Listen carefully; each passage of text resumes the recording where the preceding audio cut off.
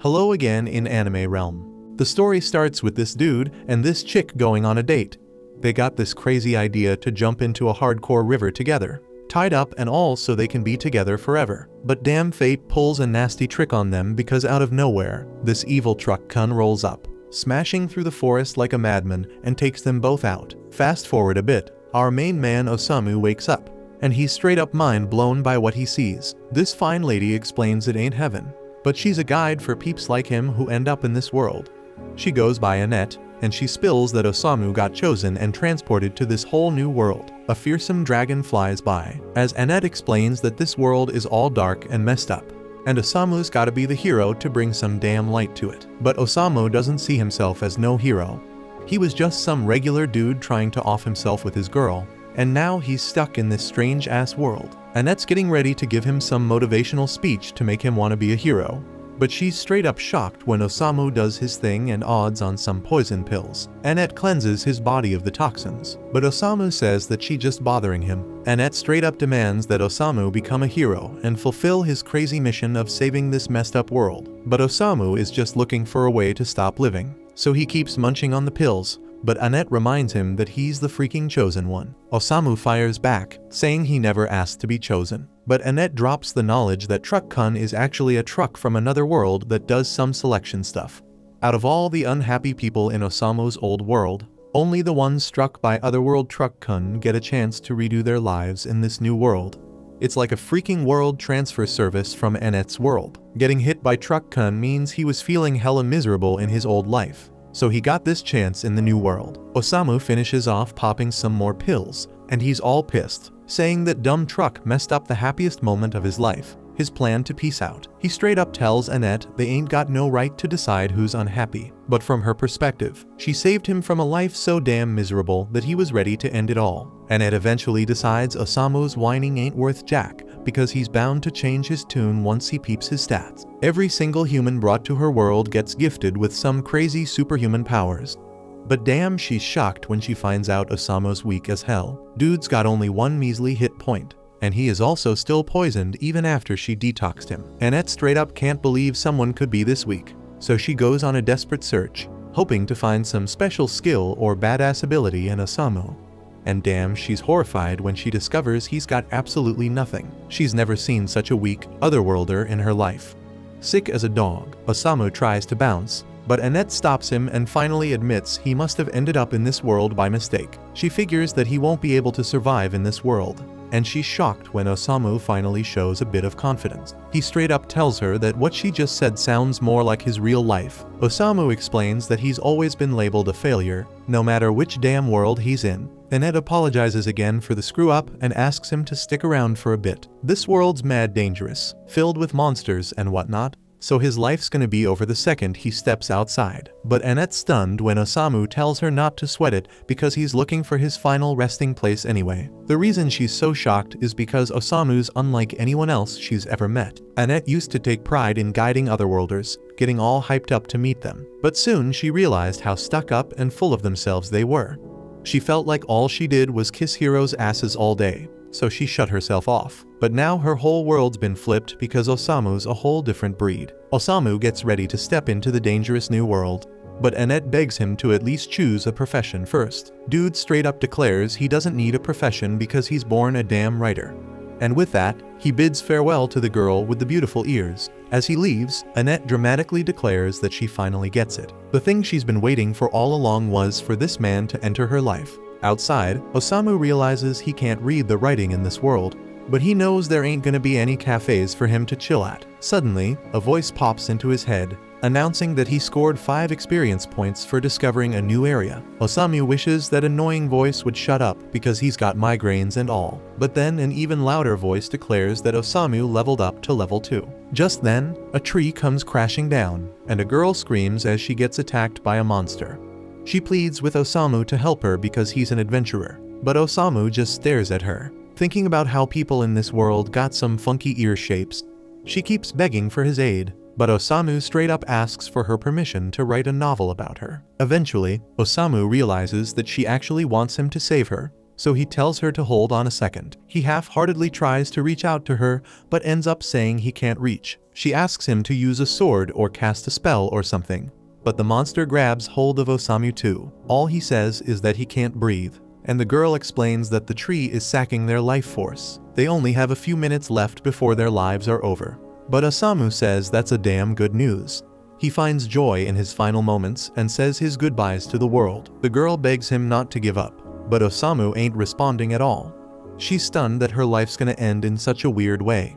But she's even more shocked when the tree gets engulfed in darkness and explodes. Osamu, against all odds, is still alive, much to his disappointment. And that voice announces that Osamu dealt 300 damage with his poison. The girl is straight up blown away as this dude, in the midst of this epic adventure, takes down the monster by making it absorb his poison instead of his life force. Osamu levels up to level 3, and the girl wonders if he is poisoning himself. Then she starts wondering why he's fronting like he is weak when he is actually pretty damn strong.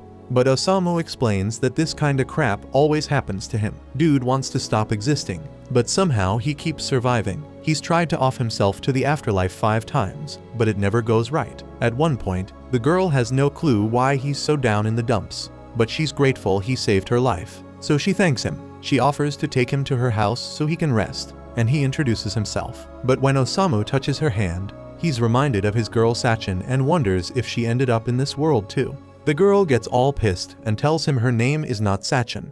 She tries to drop her real name on him, but Osamu's already daydreaming about Sachin. The girl gets hella frustrated because he's straight up ignoring her, but he got a legit reason. Osamu just found a purpose to live in this new world. He goes over his last memory with his girl and declares that he gonna find Sachin wherever she is in this world. His declaration ain't exactly what it seems because he wanna find her so they can commit double unalive again. Meanwhile, Annette is praying to the god of her world, hoping they protect Osamu. She also wishing to meet him again someday, and her wish comes true when Osamu comes back. She couldn't be happier to see him, but she's straight up shocked when his new cat girlfriend is there too. Annette can't even believe he already has a girl by his side, but she keeps it cool because Osamu has a question he wanna know if Annette met a girl named Sachin. Annette is straight up horrified to hear there's a third woman in the mix. Osamu bounces because Annette got no info on Sachin, but the cat girl reassures him he gonna find her.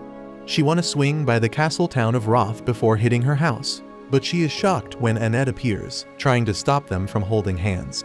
Annette thinking that's some shameless behavior, but the cat just wanna know why Annette tagging along. Annette is too shy to answer, so the cat figures it out she must be in love with Osamu. Of course, Annette denies it and says it's just her job to protect the weak otherworlder. Being an otherworlder is why the cat realizes Osamu is so damn strong, but Annette says that he is actually weak as hell. The two start arguing about how weak he is, but the cat spills that Osamu killed a monster and saved her life. Annette is horrified because saving her life means they got close, and she starts calling the girl a thieving cat. Right then, Osamu announces he found something dope, a real comfy bed.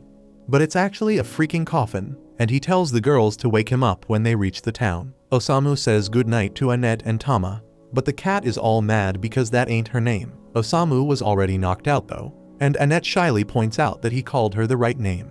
So Annette takes on the task of dragging Osamu in his coffin, but Tama wonders if that really her job as a clergyperson. As they keep walking, Tama's getting fed up with driving that damn coffin around, so she tells Osamu to get out and walk on his own 2 feet. But there's no response, and she starts worrying that Osamu might have actually kicked the bucket somehow. Annette checks his stats, and Osamu seems to be fine, so he's probably just knocked out. They're pretty close to the castle anyways, so Annette asks Tama to suck it up a bit longer so they don't have to wake him up. Meanwhile, inside the coffin, Osamu's peacefully dreaming about his beloved Sachin. And no matter where she is, he's gonna find her so they can both die together. A while later, they finally reach Roth, the castle town. Annette and Tama open up the coffin to let Osamu out. Osamu takes a look around the town, and he's damn sure now that he ain't in the same world no more. But before they do anything else, Annette suggests they head to the castle and have an audience with the king, but they end up leaving the coffin right in the middle of the road. At the castle, King Thomas and his daughter Charlotte are happy to meet them. And since they gotta be dead tired from a long-ass journey, the king offers them all a place to crash in the castle chambers for the night. But before that, he wants to hear some of Osamu's pleasant experiences. Osamu can't think of too many pleasant things to talk about, but he did enjoy that coffin ride here. So he tells the king he's gonna show him what it's like to sleep in a coffin. Out of context, that might sound like a threat and all. But Annette quickly switches gears and compliments Charlotte on how fine she looks. The king mentions that Charlotte's actually getting married soon, so he's looking for some advice about her suitors. Thomas calls for the dudes to be brought in, and that's when we meet the warrior Gomez and the wandering minstrel of love, Otto. Lately, because of the wrath of the demon lord's influence, monster activity's gone through the roof. But Thomas is too damn old to handle it himself. So he decides one of these two fellas is gonna become Charlotte's husband and the next king of Wrath. Problem is, Charlotte ain't too keen on the idea because she ain't picked a husband yet. That's why he's leaving the choice to a bunch of strangers he just met 10 damn minutes ago. He's making them choose between Gomez and Otto to marry Charlotte. But when the choice pops up, Osamu does the smart thing and says he's never met these dudes before. Charlotte's whole future depends on this decision.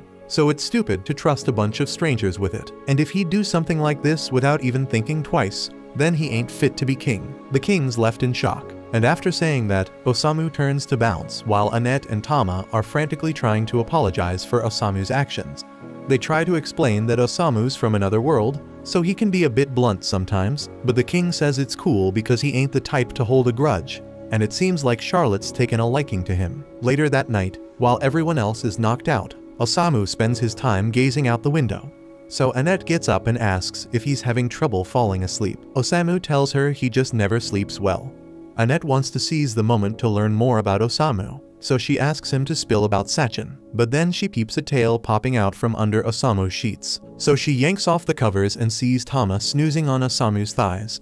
She ain't having none of that shenanigans unless she's the one sleeping with Osamu. So she grabs a pillow and smacks Tama to wake her up. Tama defends herself, saying it's chilly and she's part cat, so it's totally normal for her to snuggle up to people for warmth. While Annette and Tama keep going at it over this, Osamu gets up and dips out of the room because of all the ruckus.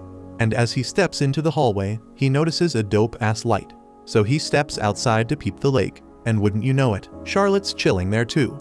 When she spots Osamu, she invites him to vibe with her and enjoy the lake because it's a beautiful night. Osamu agrees, saying the place is so damn beautiful that it makes him feel like he wants to take a forever dive in the lake. Charlotte's shocked to hear him say that and asks if Osamu's got enough problems to make him wanna off himself. But from what Osamu's seen so far, Charlotte seems like way more trouble than him. After a bit of silence, Charlotte opens up to Osamu, spilling that she can't make up her damn mind about Gomez and Otto. Gomez just got to the castle, but he's already the most dependable soldier they got, and her dad believes in Gomez's strength, so she thinks she should probably go with him. But Otto has been her homie since they were kids, and whenever she felt down, he'd write her a song and play it to lift her spirits. She doesn't know if she should choose a hubby she loves or one who'd be the strongest king for her dad's sake. Osamu chuckles to himself and says Charlotte's hella kind for worrying about her dad's opinion this much. Unlike Osamu, who's tried to cancel his subscription to Life multiple times, always causing problems for his family in the process. But he's never let someone else decide how he's gonna live his life. He thinks Charlotte should make a decision based on what she wants. And to do that,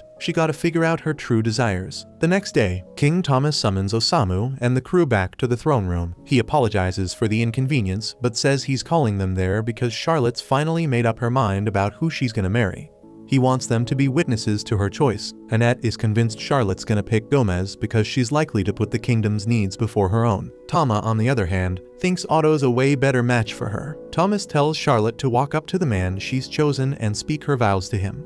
So Charlotte starts walking, but instead of going to Otto or Gomez, she grabs Osamu's hand and says she wants to drown in the lake with him. Nobody can believe their ears, especially Annette, who collapses to the ground. Charlotte goes on to explain her reasons, saying that after talking with Osamu last night, she thought long and hard about who to choose, and that made her realize something. At first, she was leaning towards picking Otto, because he always sang to her when she was feeling down. But now she remembers he'd sing to her even when she wasn't sad. He was even singing last night, and he never said he was in love with her, so he probably just wanted to perform his latest song for someone. And Charlotte happened to be there to listen. And as for Gomez, he's a no-go because he stinks something fierce. The king straight up be asking Charlotte to think again and choose a damn husband. But that's some crazy ass shit to worry about because she already said she wanna die with Osamu. Charlotte ain't taking none of that and snaps back at Thomas, telling him it was a dumbass move to force her into marrying someone without even asking for her opinion. Like, she never even wanted to marry in the first place. Thomas never took a moment to consider her damn feelings. But Osamu, he actually gave a damn about what she thought and respected her decision. Now Osamu gets why Charlotte picked his ass. But before he can respond, Gomez takes off his helmet and says he never would have thought his cover would get blown because of his stench. Then he transforms to his true form as a servant of the Dark Lord, and starts spilling that he planned to snatch up this kingdom by becoming its king and handing it over to the Dark Lord. But that shit's all ruined now that Charlotte saw through his disguise. Osamu looks at Charlotte and asks if she figured out Gomez was a freaking demon, but she ain't got a freaking clue. She just said he stank because he really does stink. That means Gomez blew his cover for no good reason. But he ain't ready to admit he messed up. Now that his cover's blown, he says he'll just kill them all. This is the kind of situation where a badass priestess would be hella useful. But she still knocked the hell out. Tama tries to wake her up while Gomez is busy dealing with the guards. But damn, the guards ain't lasting long, so Tama has gotta grab Annette's body and bounce to avoid getting squashed by a freaking pillar. Since Annette won't be waking up anytime soon, Tama takes matters into her own hands and starts throwing down with Gomez. She's level 14, so she should be able to hold her own in a fight, and since she'll go against him, Otto offers to play her a song because he's rocking at level 89. Normally, it would give her a boost, but turns out Otto's just playing his freshest track, and it ain't got no special effects. But Osamu seems to be liking that hood classic song. Tama ain't got no other choice but to start whooping ass on her own. As Gomez charges at her, Tama ducks and lands a kick straight to his face. She follows it up with a cat punch, but it doesn't do much damage to Gomez, so he sends Tama flying in return. He then says he's going to put everything into his next attack and tear Tama to shreds. But before he can do that, Osamu grabs his attention and asks Gomez to eliminate him and Charlotte first. Gomez thinks Osamu's playing around, but Osamu tells him that now that Charlotte's free from her dumbass father's grip, her first wish is to go out with a bang alongside Osamu. And Osamu ain't one to pass up a chance to die, so he asks Gomez to do him this favor. Gomez agrees to off him, but he says after that he's gonna take out the king and burn the whole damn city to the ground, taking out everyone in it. Osamu doesn't give a damn about what Gomez does because he'll be dead by then anyway. But Charlotte's starting to have second thoughts about biting the dust. As Gomez charges at them, she tells Osamu that she can't let herself die just yet because she wants to stay alive and protect the kingdom. Osamu's glad to hear that Charlotte finally knows what she really wants. So since she wants to stay alive, he pushes her out of harm's way and takes the full brunt of the attack himself as Gomez keeps charging straight at Osamu. Charlotte tries to convince him not to get himself impaled, but luckily right at that moment, Anna wakes up and uses her power to create a shield of light to protect Osamu from Gomez's strike. She's vowed to never let Osamu die as long as she's by his side. So as Gomez tries to break through her shield, he ends up shattering his damn horns in the process. Now that Gomez is defenseless, Tama lands a blow that sends him flying through the castle wall and into the freaking lake. Both Tama and Annette are relieved they made it through, and since Anna really came through for Tama, Tama feels the need to show her some appreciation. Annette also thanks Tama for her help, and the two of them seem to be getting along a whole lot better now. And Otto is still here, playing his heart out like he doesn't have a care in the world. Charlotte's got a lot to process after that crazy incident. But then her dad rushes up to her, begging for forgiveness for not giving a damn about her feelings before. Osamu was right about Thomas not being fit to be king, and now Thomas realizes he ain't even fit to be Charlotte's father. So he sincerely asks Charlotte if she's willing to forgive him. Charlotte gets down and tells her old man that she forgives him. And from now on, she wants to have a lot of talks with him about the future of this kingdom and their own selves. Thomas is mad happy that he made amends with Charlotte, and Charlotte's thrilled her pops finally gets where she's coming from. But all Osamu can think about is how Annette and Tama messed up his perfect chance for a game over. A while later, Thomas admits he ain't cut out to rule the kingdom, so he gives up the throne to Charlotte, who's now doing everything in her power to keep the kingdom safe. And Otto's still cooking up tunes because he ain't got nothing better to do. Meanwhile, Annette and Tama are busy hauling Osamu's coffin to their next stop, chatting about how bold it was for Charlotte to become queen at 16, but they're sure it's gonna work out somehow. Osamu pops out of the coffin and says what really matters is that Charlotte made the decision for herself and she's standing by it. And that's something Osamu finds beautiful. After dragging Osamu around for a long time, Tama asks Annette if they can chill because she's beat. They've put some serious miles behind them, so Annette figures it's cool to take a breather. Once they stop, Osamu cracks open the coffin and wonders if it's food time yet. Annette offers him some bread, but this dude Osamu's all about that boiled tofu. so if she ain't got any, he's just gonna go back to sleep. After the break, Tama asks how much longer till they hit the house. And since Annette's holding the map, she says it looks like we got a few more days before they reach her hometown. But before that, Annette asks to make a stop at this Waitin' Temple. Tama ain't care about the delay, but she asks why Annette needs to go there, prompting her to start explaining the isekai process. Usually, peeps from other worlds come into this realm through one of 4 temples and then head off to battle the Dark Lord. But since Osamu's mission is to find Sachin instead of taking down the Dark Lord, Annette wants to check out the temples to see if they can dig up any info on where Sachin's at. But if luck ain't on their side, they might have to globe-trot their way around. But Annette's all in, ready to ditch it all for Osamu. Real talk, she ain't want Osamu going toe-to-toe with the Dark Lord, even though it's her job to convince folks to do just that. She's just looking out for Osamu, not trying to see him in harm's way. Tama calls her out, saying she's smitten with Osamu. Annette denies any impure intentions, even if it's painfully obvious at this point. She claims Osamu breathed new life into her work when she was feeling burnt out. So now she's on a mission to help him find his missing person. That's all. Tama asks if that means Annette would be cool if she found out Sachin was actually Osamu's lover or something. Even though the thought hurts, Annette still wants to see it for herself. By the way, Tama's wondering if Annette can even roll into this Waitin' Temple since she dipped out on her job for this road trip. Annette ain't sweating it because she's tight with the head honcho at this Waitin' Temple, and it ain't like she ghosted her work. Either she had her familiars drop off her official resignation letter for her, and coincidentally, that same familiar is back and munching on Osamu's head. After patching up Osamu, Annette gripes about her sidekick always stirring up trouble, and now that she's vocalizing it, she's realizing it was a mistake letting that thing handle the delivery of her resignation letter. Her suspicions hit the bullseye when her familiar vomits her letter, making it seem like she ghosted her work without a heads up, and she's pointing fingers straight at the familiar. Watching the familiar fail so hard at its one job lights up Osamu's face with a smile, seeing as he's a bit of a failure himself.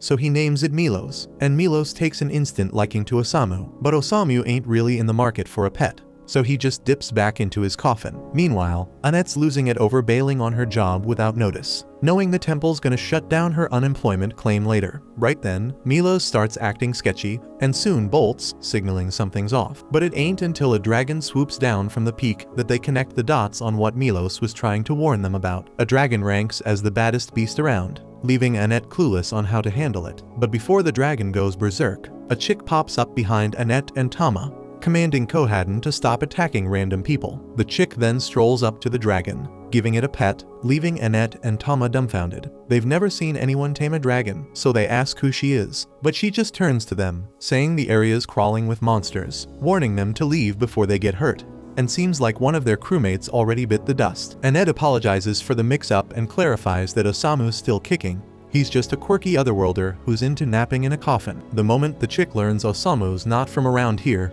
a switch flips in her head, tossing off her cloak to reveal she's a dragon girl, vowing to wipe out all the otherworlders. The sheer power radiating from her is off the charts, so when she zaps a blast their way, Annette barely manages to block it for a hot second with her shield. But her shield ain't cutting it as the blast still packs a punch. They are left scattered on the ground, realizing this dragon chick's power is on a whole another level. Still, they ain't backing down when it comes to protecting Osamu, so they rise up ready to throw hands once again. But this dragon girl ain't having none of their interference, so she brings down heavy pressure, forcing them back to the floor. While they're pinned, she stands over them, letting Annette peep the mark on her neck. A mark Annette knows is that of the wrathful Dark Lord. This Dark Lord's about to end Annette and Tama. But before she can do the deed, Osamu steps up, telling her to chill with the violence towards the others. He tells her she's got beef with folks from other worlds, and that means the one she's after is him. So Osamu tells her she can do whatever she pleases to him, and since he ain't resisting, the Dark Lord agrees to leave the others be. In a split second, she punches right through Osamu's chest. As he hits the floor,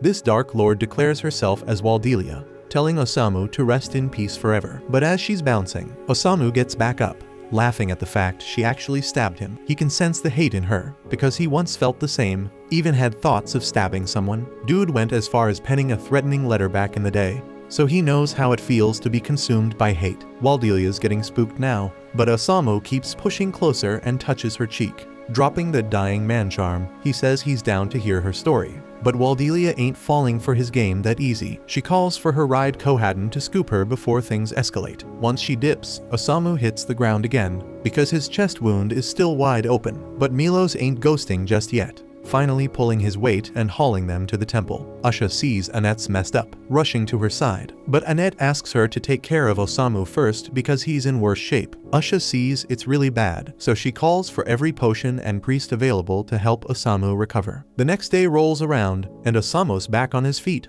But he ain't cool with that, so the first move he pulls is snagging a bottle of poison to drink. While he's on that mission, Annette gives props to Asha for all her help and promises to return the favor down the line. Annette then drops a question about this otherworlder named Sachin to Asha, but Asha's drawing a blank on that name. Asha figures Sachin must be posted up at some other temple. More importantly, Asha asks Annette why she's suddenly rolling with an otherworlder. She was shocked when she heard Annette bailed on her work. But deep down, she's low-key relieved because she knew Annette was too soft-hearted for that line of work. But Asha ain't down with Annette teaming up with an otherworlder because she's seen firsthand that most of them are just shady characters. These folks get divine gifts to take down the Dark Lord, but they all call their gifts as overpowered skills and use them for dumb shit like starting a failing rap career. One of these jokers is called Kitaro, and he was unfortunately given the power to destroy the world's economy by mass-producing gold coins like crazy. He tries to charm the girls by offering to buy them whatever they want in exchange for a good time. But Asha ain't having it. She tosses his gold right back to his face and tells him to bounce because she's in the middle of a serious chat. Kitaro was a headache, but he kinda proved his own point that otherworlders aren't good people. Annette tries to vouch for Osamu, claiming he's not cut from the same cloth as the rest of them. But Asha ain't buying it because Osamu's vibes scream trouble. Asha warns Annette that sticking by Osamu will lead to ruin. But Annette stands firm that Osamu ain't a bad influence because she's seen herself change for the better since linking up with him. But Annette's defense about Osamu being a positive force takes a hit when he rolls up asking for cash to score drugs, and she gladly hands him whatever he needs. Asha starts thinking Annette might be too deep in the mix if she's already this tied to Osamu. Asha's at least curious about Osamu's gift, but she's thrown for a loop when Annette spills that Osamu ain't got no gift at all. Even though he ain't got no gift, Osamu still put himself on the line to shield Annette and Tama from the Dark Lord. But this news hits Asha even harder because the Dark Lord supposedly bit the dust 7 days back at the hands of some otherworlders. Next thing you know, we're peeping the throne all stained up from the former Dark Lord's blood, with the otherworlder who took him out chilling on it. Meanwhile, Waldelia's lurking in the shadows, swearing to avenge her old man's death. Later on, Annette links up with Tama and drops the bomb that the Dark Lord got taken out a week back. Asha got wind of it from the church recently, and it's a dope deal because it means peace might finally be settling over Zauberberg. But if the Dark Lord's really dead, then who was trying to off her earlier? Annette ain't got the answer to that one. And now that Tama's thinking it over, didn't Osamu roll up 7 days ago too? If the Dark Lord was already done for by then, why'd they still bring Osamu into the mix? Right then, Osamu tears up his notes and falls on the floor. So Tama's checking in on what's wrong with him this time. He spills that he's been struggling to write all the craziness that's gone down since he touched down in this world. Annette asks if he wrote anything about her, but Osamu admits he didn't jot a single word about her. If anything, he felt a burst of inspiration after crossing paths with Waldelia, hoping for that same spark to ignite creativity again. But Tama says she's not going to do any dangerous shit with him. Annette suggests they all dip into town to unwind, and with her future with Osamu in mind, there's a few things she wants to snag for him. Once they hit the town, Annette scoops up a heavy set of armor for Osamu to keep him safe and sound. And Osamu ain't tripping because the snug fit reminds him of his coffin. With Osamu locked in tight, Annette and Tama jet off to do some more shopping. So Annette warns Osamu to stay put while they're out. A while later, Asha's walking through town when she spots a crew of kids gathered around a massive suit of armor, and she's shocked to find Osamu snugly sitting inside. Brushing off the curiosity about why he's rocking that heavy gear, Asha drops the bomb that she's got something to chat with Osamu about. She lays it down that from here on out, Annette's leaving with her because she's convinced sticking with Osamu will only lead to misery. Asha orders Osamu to cut ties with Annette immediately, but Osamu just flashes a smile and tells her that it's Annette's call whether she stays with him or not. Asha can't make that call for her. Plus, how can Asha be so certain Osamu's gonna bring Annette down when she knows any shit about him? And just because he's an otherworlder, Asha's jumping to conclusions that Annette's better off without him. Right then, Asha catches a weird sound, and as she goes to check it out, She catches Kotaro bringing in another otherworlder called Suzuki to the scene. Suzuki spills to the crowd that the Dark Lord finally got taken down. So the whole crew starts cheering for the otherworlders who set them free from the Dark Lord's grip. But Suzuki corrects them because he ain't calling it freedom. It's more like they got a new boss in town. He declares that from now on, the otherworlders are running the show, and he's taking charge of the town. So he demands everyone to bow down to him. Just then, Kotaro spots Annette and calls her out for being one of the elves who smacked his face with coins. So Suzuki jumps up and starts barking at her for laying a hand on an otherworlder, and he's making it crystal clear that she won't be pulling a stunt like that again. After placing his hand on Annette's head, Suzuki activates his skill, and within moments, Annette's eyes go dark as she falls completely under his control. Tama notices something seriously wrong, and realizing Suzuki has messed with Annette, so she grabs Kotaro by the jacket and demands to know what happened. Kotaro just smirks and tells her there's nothing she can do now that Suzuki's skill is in play, and he breaks it down that anyone Suzuki touches becomes his mindless puppet. Tama is furious and threatens to beat Kotaro senselessly until he gets Suzuki to fix Annette. But before Tama can even lay a finger on Kotaro, Suzuki casually places his hand on her head and turns her into another obedient puppet. Things are getting way out of hand. Then Usha finally shows up, furious at Suzuki for abusing his powers. She taught him to use his abilities for good, not to enslave people. Suzuki, however, couldn't care less about Usha's disapproval, because he's the one holding all the cards now. Since Usha and the townsfolk are trying to oppose him, he decides to completely wreck the town to make an example out of it. He plans to rebuild it as a fortress where no one will dare challenge him again. Before he leaves, he informs Usha that he'll be taking over her church and turning it into his new castle. Under Suzuki's orders, his attack dogs go wild, demolishing the town. Even Tama, now under Suzuki's control, joins in the destruction, taking her anger out on the suit of armor that Osamu had been stuffed into earlier. Osamu, however, isn't even bothered by Tama's rampage. He actually finds it pretty hilarious that Annette was right about the armor being a good idea for emergencies like this. Eventually, Tama's relentless punches crack the armor open, but in the chaos, she ends up launching the helmet right into her own face, knocking her out cold instantly.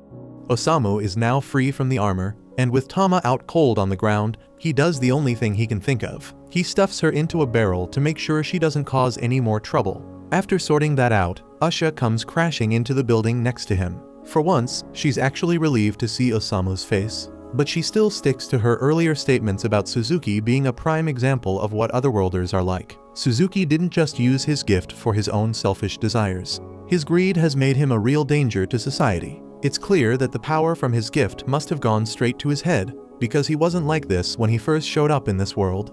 Back then, he was a shy, weak-willed guy, but now he's turned into a full-blown monster. Hearing Usha talk about Suzuki's fall from grace sparks a new fire in Osamu. He asks Usha where Suzuki is, and she tells him Suzuki should be at the church. So Osamu asks Usha to keep an eye on Tama while he goes to confront Suzuki. Usha warns him that it's insane to go after a hero without a gift of his own, but Osamu insists, saying he wants to write about Suzuki's story. Seeing how determined he is, Usha agrees to go with him to keep him safe. When they reach the church doors, Osamu is pumped. But Usha can't understand how he's so chill in this situation. He's seen what Suzuki's gift can do, so he should know he's at a serious disadvantage in a straight-up fight. If he barges in without a plan, she tells him he'll be shredded by Suzuki's beasts. But before she can say more, Osamu pulls out a bottle of poison from his sleeve. Usha is impressed, thinking Osamu plans to use the poison on the beasts, but to her shock, he chugs the whole bottle in one go.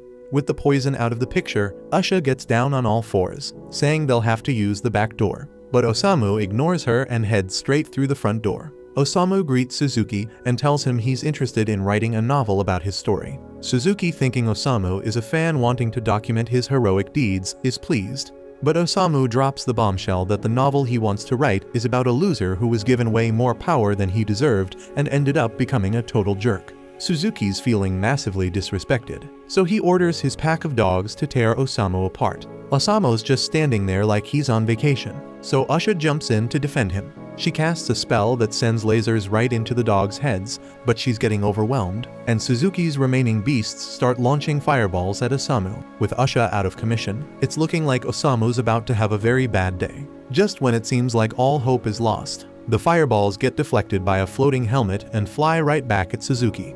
Turns out, Milos is using the helmet to deflect the fireballs because the armor's got this nifty trick of bouncing off low-level spells. Kotaro's freaking out, realizing that Osamu's got some serious plot armor going on. But Suzuki's not sweating it. He's got one last trick up his sleeve. Suzuki orders his great wolf to attack Osamu. As the wolf bites into him, it starts to decay and collapses. Usha's in disbelief that the poison Osamu drank actually saved them. And Kotaro is now 100% convinced that Suzuki can't beat Osamu's plot armor, so he takes his potato-like head and runs away. Suzuki grudgingly admits that Osamu's tougher than he thought, but he's not done yet. He calls out Annette to come out and finish the job. Annette, under Suzuki's control, charges at Usha with a dagger and nearly stabs her. Usha, not wanting to fight Annette, figures it's best to retreat for now. But Osamu's not having any of that. He believes Annette's strong enough to shake off the mind control. Suzuki laughs, saying his mind control is unbeatable and that Annette's doomed to be his slave for life. Still, Osamu is confident Annette can overcome it. He walks right up to her and tells her she doesn't have to obey Suzuki's orders. It seems Osamu's words are getting through because Annette starts hesitating, trying to resist stabbing him. Suzuki's fuming, using all his power to force her hand, but Annette, through sheer willpower and a flashback, manages to break free of the brainwashing by stabbing herself in the leg. The pain snaps her out of it, and she collapses into Osamu's arms. With Annette back to her old self, Osamu asks Usha to treat her leg wound. Usha starts to realize she might have misjudged Osamu as a person. Suzuki's realizing his ability isn't all-powerful anymore, and he's starting to sweat, knowing he's going to be held accountable for all his war crime. He's freaking out, knowing he's about to get served some serious justice from all the people he's messed with. He's looking around, desperate for a knife to end it all. But just as he's about to give himself to the afterlife, Osamu swoops in to stop him. Not because he gives a damn about Suzuki's life, but because he's not done with his story yet.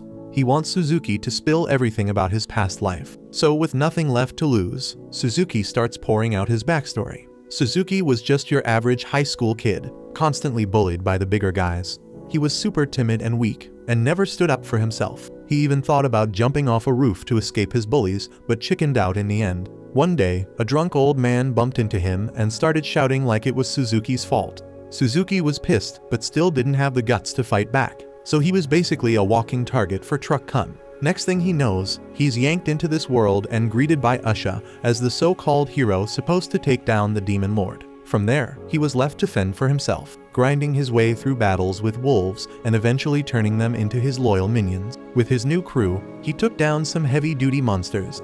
He thought things were finally looking up for him, but as he walked through the town, he realized that even with all his new power, people still treated him like a nobody, just like back on Earth. The thought of getting bullied again pushed him to his breaking point. He'd suffered endless torment on Earth, and now he's being hailed as a hero here. But he had no real motivation to save this new world or play the hero role. Even when he tried to act like a villain, he couldn't pull it off. Osamu's digging Suzuki's story because it wraps up his novel nicely. It's about a pitiful guy who could never be a true hero, stuck as a villain due to his own weakness and outcast no matter where he goes. So Osamu decides to call the novel Isekai Shikaku, as he names it. Pages from the novel start floating around Suzuki, making it all kinds of surreal.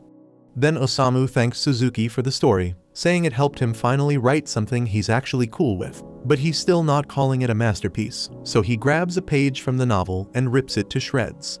As he does this, a magic circle pops up beneath Suzuki. Usha and Annette recognize it as the summoning circle they used to bring heroes to this world, but this time, it's working in reverse. In a flash of light, Suzuki is sent back to Earth. Annette checks Osamu's status screen, and to her shock, sees he now has a gift that wasn't there before. Usha figures it must be some special skill that only works against otherworlders. This means Osamu was brought here specifically to deal with otherworlders.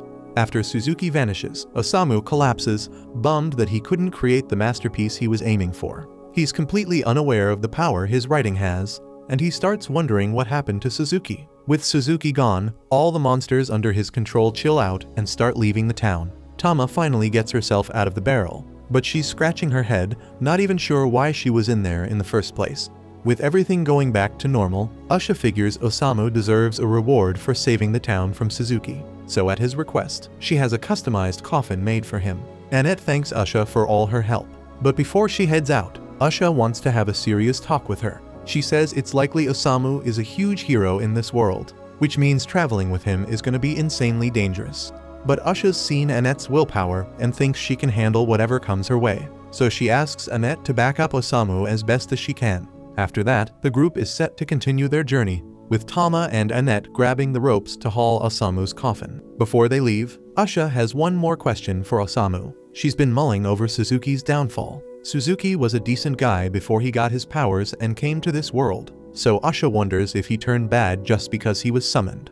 Osamu's got a different take. He says while Suzuki's story as a hero here is done, his story back on Earth is still in play. It's up to him to turn things around and make a difference. And then we see Suzuki on Earth after he got a job and decided to change his life for the better. After Osamu and the gang left, Usha rolled up to the church headquarters to fill them in on what happened. When she arrives, she spots her co-worker, Wolf, sitting around and drinking away his problems. She's pretty shocked he's already hitting the bottle in the morning, but Wolf shrugged it off, saying his job was way more stressful than hers.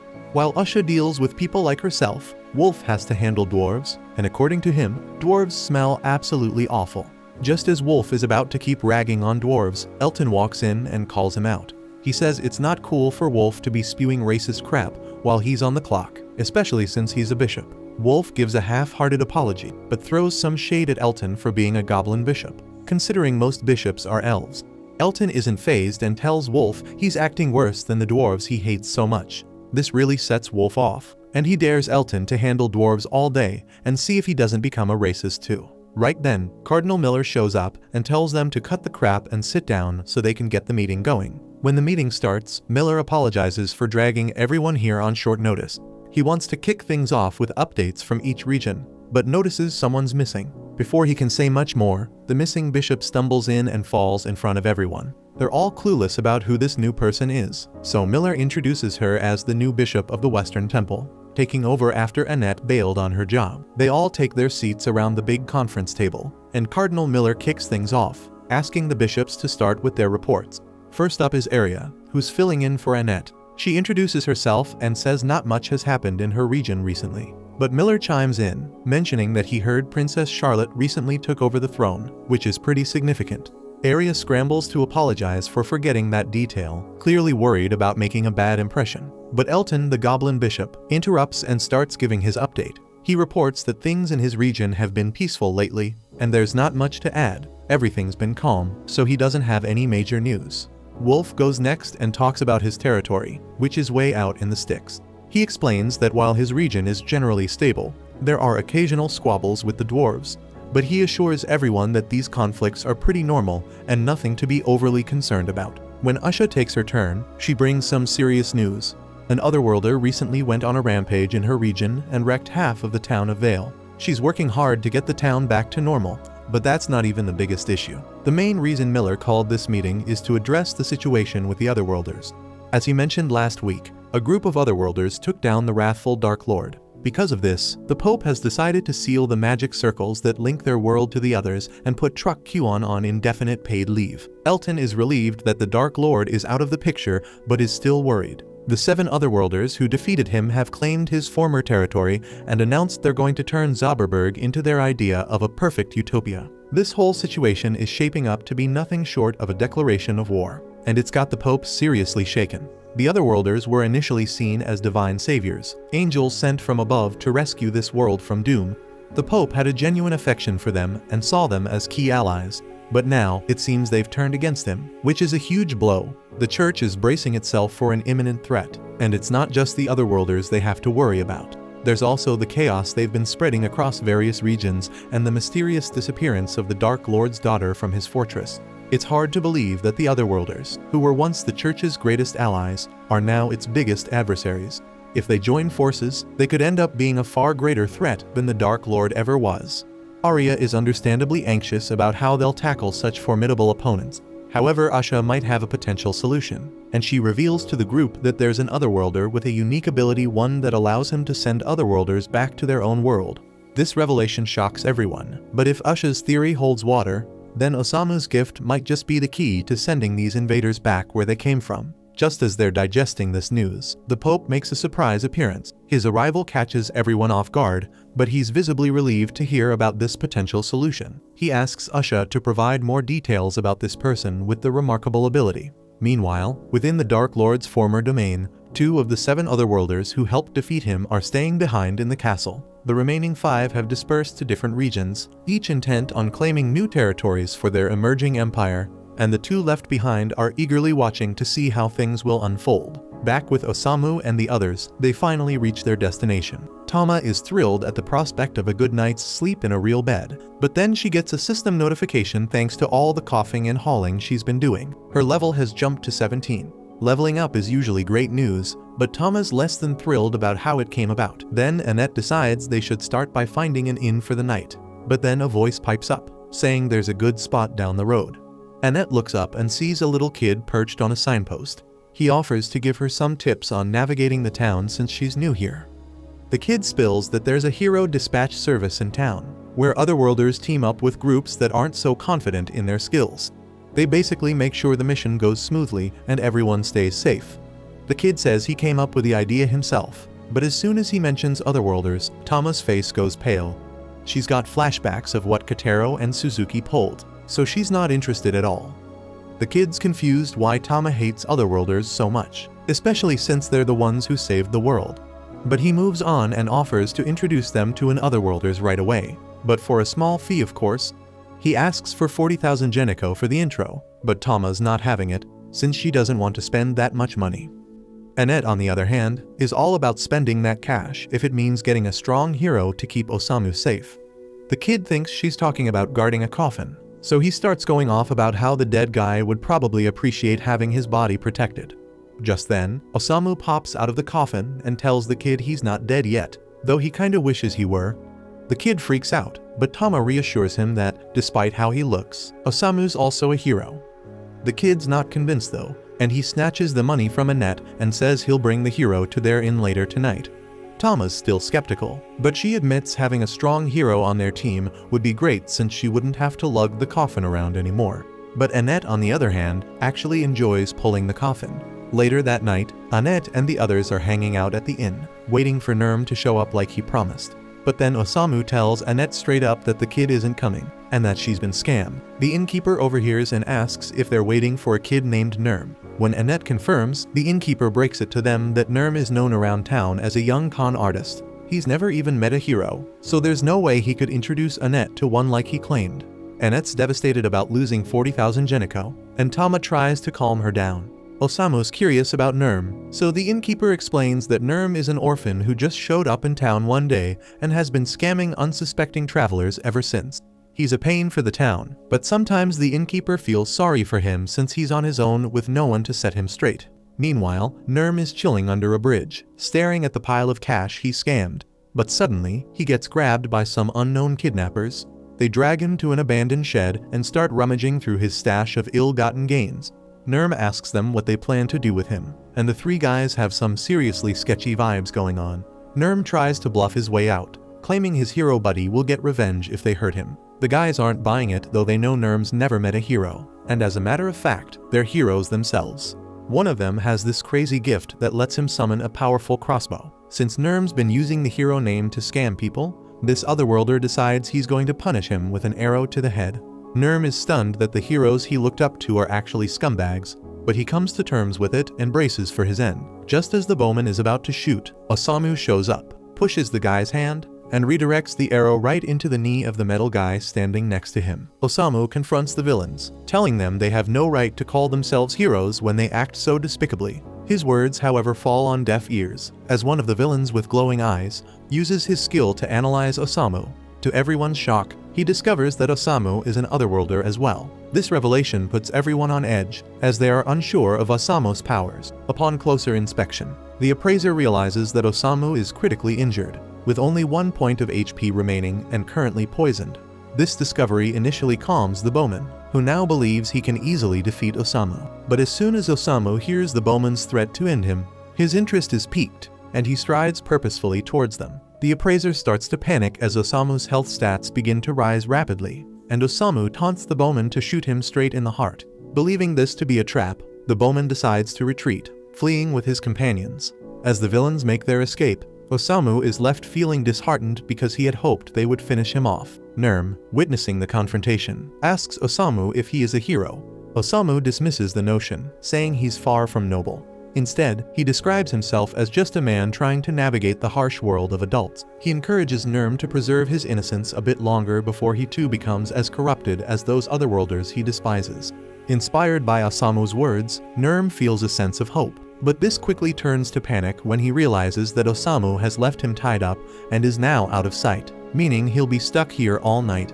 The following morning, as Osamu and the others prepare to leave town and continue their journey, Tama notices Osamu's drowsy demeanor and asks if he managed to sleep well. Annette, recalling that Osamu had slipped away the previous night without saying where he was going, questions him about whether he spent the night with someone. Osamu only remarks that he had an eventful night, leading Annette to worry that another woman might have been involved, causing her to sob over the potential loss of Osamu's affections to someone else.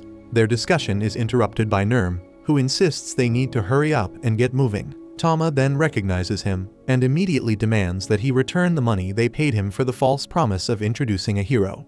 Nurm insists he did not lie, claiming that he is indeed the hero he promised, although he admits he isn't particularly strong.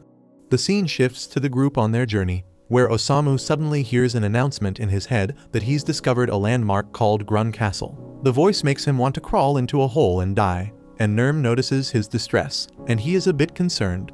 Nurm mentions it to the others, but they brush it off. This sort of thing has become all too common. Tama then casually asks Nurm to take her place dragging the coffin. Nurm isn't thrilled, but he steps in anyway, and soon the city of Grun comes into view. As they approach the gates, they spot an inspection checkpoint. Tama confidently assures them she can get them through, claiming she's somewhat of a local celebrity. But as soon as the guards recognize her, they surround the group and promptly arrest them. The scene cuts to them in a dank dungeon, where Annette is praying to God for deliverance. But it's clear that divine intervention isn't coming. Nurm mentions that the guards have taken Tama to another cell and starts speculating that they might be in this mess because of her. He even wonders if Tama had the guts to steal from royalty or commit some other heinous crime. Annette, loyal as ever, defends Tama, insisting she's no thieving cat. Meanwhile, Osamu, in his twisted way, is getting excited about the possibility of execution, pondering all the different ways they might be put to death. Nurm tries to stay practical and suggests they escape, even if it means leaving Tama behind. He begins picking the lock, much to Annette's dismay, who believes a valiant warrior shouldn't be skilled in such dubious arts. This depresses Nurm, while Osamu angrily laments that his dreams of a grand execution are being dashed. All the noise they're making attracts the guards, who quickly discover their escape attempt and bind them with ropes. Osamu, still weirdly optimistic, asks if they're going to be executed, and the guards can't help but think he's a total creep for actually being happy about it. Later, Osamu and the others are brought before King Siberian. The minister Briard informs them they'll be executed for their crimes. Annette and Nurm are baffled, having no idea what crimes they're being accused of. The king then reveals that they're being sentenced for kidnapping his daughter Matilda, and it's a crime worthy of execution in his eyes. Tama then strides into the throne room and immediately clears the air, telling her father that she wasn't kidnapped. The twist is that she's actually the princess of this nation, and Tama explains that she's been traveling to different countries to hone her martial arts skills, and that she met the group during her journey. She then turns to Annette, asking her to back up her story. Realizing that Tama is royalty, Annette quickly switches gears, sucking up to her and speaking in a formal tone, confirming everything Tama said. Tama, though, tells her to chill and not to treat her any differently, and then asks her father to release her friend. The king, however, isn't budging that easily, and says that he'll only let them go if she agrees to do as he says. Specifically, he wants her to swear to stop her reckless adventures and start acting like the royal she is, just like her late mother. Tama isn't thrilled with this at all, but considering her friend's safety, she reluctantly agrees to her father's terms. She tells her friends that this is where their journey together ends and leaves, thanking them for everything. Osamu and the others are then released, and we catch up with them later at a tavern. Nurm is devouring food like there's no tomorrow, while Osamu, still hung up on missing out on his grand execution fantasy, swallows a bunch of poison pills in a depressed daze. Nurm remarks on how shocked he was to learn that Tama is actually a princess, and Annette agrees. She's worried now, realizing she might have been a bit too casual with Tama, and hopes she won't get executed for it. Annette muses about how they've been calling her Tama despite her having a beautiful name like Matilda. Overhearing this, a waitress named Fawn chimes in, asking if they know Princess Matilda. She introduces herself as the lady-in-waiting who used to serve the princess, and is curious if they're friends with her. Nurm casually informs Fawn that they were traveling with Matilda up until yesterday when the king hauled her back to the castle. He shrugs, saying it's understandable since she's well a princess after all. Osamu senses there's more to Tama's life than meets the eye, and he's curious to learn more. He wonders aloud if Fawn can shed some light on Tama's story. He mentions that when he first met Tama, she was trapped by a tree monster, and now she's been confined to the castle by her father. He finds her intriguing, despite her royal status. Annette quickly warns him not to dig into Tama's past, reminding him that she's a princess, while Nurm advises him to stop calling her Tama so casually. But Osamu doesn't care about her title. To him, she'll always be Tama. Hearing his genuine sentiment, Fawn agrees to share Matilda's past. Meanwhile, elsewhere in the castle, Tama reflects on the surprise on Nurm and Annette's faces when they discovered she was a princess. She notes that Osamu in contrast remained his usual self, and she wonders what they're up to now. Just then, she notices a man standing on the roof of the throne room, and suddenly, the roof collapses. The king rushes to see what's happening and finds a man casually sitting on his throne. The man expresses excitement at the thought of tasting demi-woman flesh. The king demands to know who he is, and the man introduces himself as Kaibara, claiming to be one of the 7 heroes who defeated the Dark Lord and saved the world. However, he now goes by the title Fallen Angel of Gluttony, and the king realizes with horror that Kaibara is one of the infamous 7 fallen angels. The king is shocked and wonders why Kaibara has come here, and Kaibara calmly explains that he intends to devour the entire nation. Sensing Kaibara's overwhelming power, the king realizes that he is gifted. The soldiers accompanying the king refuse to let Kaibara have his way and charge at him. But Kaibara, using his gift, summons enormous fangs that devour the soldiers. He chews them thoroughly, but he's unimpressed by their taste, explaining that he's rather particular about what he eats. He then tells the king that he has a preference for the flesh of women, especially the tender meat of a demi-woman. The remaining soldiers are visibly angered by Kaibara's arrogant demeanor, but the king orders them to hold back, and Briard realizes that the king himself is preparing to fight. The king declares that Kaibara won't leave the throne room alive and readies himself for battle. Kaibara is thrilled at the prospect of facing a warrior king and tries to devour him with his monstrous fangs. However, the king skillfully fights off the attack and strikes back with a powerful thunder-based martial arts technique. But to the king's shock, the attack has no effect. Kaibara laughs, explaining that while such a blow would have killed a normal person, his body is currently as tough as steel since he recently devoured a bunch of golems. Unfazed, the king begins to prepare his ultimate technique. Seeing this, Briard realizes that the king intends to eliminate Kaibara rather than capture him. The king confirms this, stating that a bastard like Kaibara doesn't deserve mercy after slaughtering his men, so he vows to destroy him with a single decisive strike.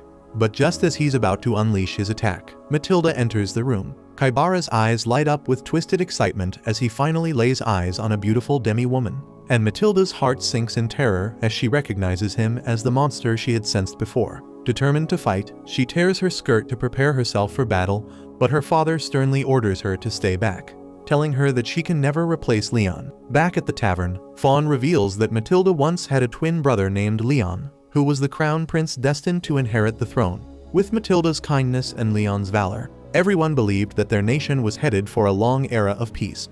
But 10 years ago, tragedy struck when a storm caused a cave-in, killing Prince Leon and the queen on their way back to the castle. The king was devastated by their deaths and fell into a deep depression. Matilda was unable to bear seeing her father so broken, so she made a bold decision. She asked to have her hair cut to look like Leon's and vowed to take her brother's place, hoping to ease her father's pain. But instead of bringing them closer together, this act only deepened the rift between them. Back at the castle, the king tries to warn his daughter that her martial arts skills won't be enough to defeat Kaibara, but Matilda is offended and recklessly charges at him. Kaibara is almost amused and nearly devours her with his twisted gift, but the king intervenes, sacrificing his right arm to save her. Kaibara, curious about the depth of parental love, expresses disappointment, noting that the king won't be able to unleash his ultimate technique with his arm in such a state. To taunt them further, he shows Matilda her father's severed arm in his mouth to enraging her. She attempts another attack, but Briard steps in, knocking her unconscious and swiftly fleeing with her. Frustrated that his meal has escaped, Kaibara decides to save her for later, shifting his focus back to how he should enjoy the king. Meanwhile, back at the tavern, Annette thanks Fawn for sharing Tama's story. Nurm asks Osamu what he's been scribbling, but before he can answer, Briard bursts in, relieved to see Fawn. carrying the unconscious Matilda. He reassures them that she's only fainted and explains that they barely escaped with their lives.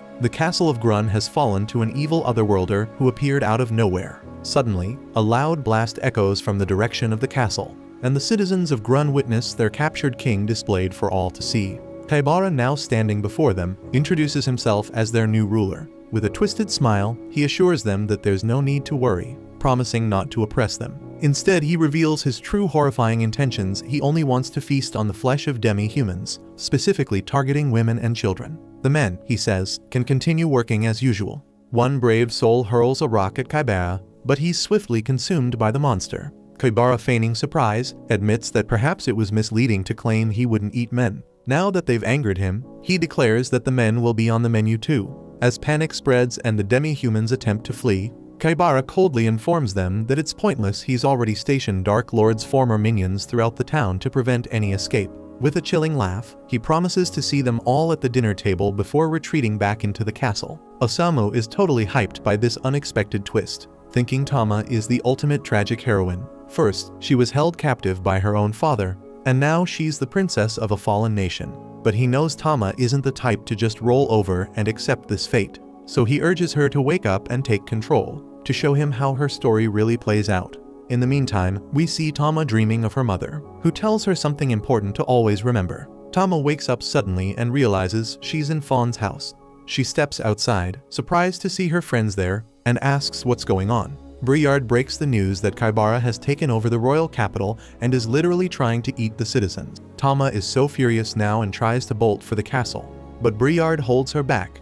She insists she needs to stop Kaibara, but Fawn also steps in, warning her that she doesn't stand a chance, especially since even the king was defeated. Tama, still fired up, points out that her father lost because he was trying to protect her. She feels it's her responsibility to protect the nation in place of her late brother. She's adamant this is her fight, but Annette jumps in, mentioning the tragedy of the Clolone Pass. Fawn's earlier story made her recall the event that claimed the lives of 2 royal family members a decade ago. Annette admits she had no idea that those lost were Tama's mother and brother, but she remembers how the entire country mourned their deaths. Annette continues, saying that this shows just how much the royalty is loved by the people. If they were to lose Tama too, all hope would be lost. She asks Tama to let them handle this fight, hinting that they have a secret weapon for dealing with otherworlders. Osamu then rallies Annette, Nurm, and Milos, telling them it's time to move. As the 4 head off to the castle, Briard looks at Matilda and says she's got some really good friends. The scene cuts to Osamu and the crew at the castle, where they run into 2 ogres guarding the gate.